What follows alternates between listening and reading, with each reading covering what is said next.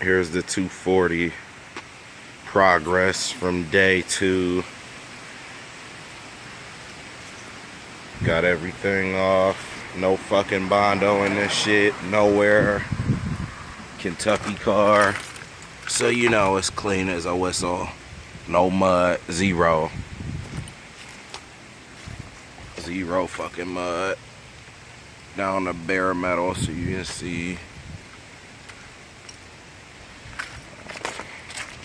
This one gonna be all the way wet. All the way wet. Cause I will cut no corner on this one. Sand every panel down to bare metal. So you guys can see the before and after.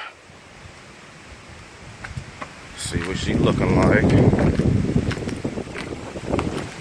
And yes, this is a rb25 car. On a big turbo GT28.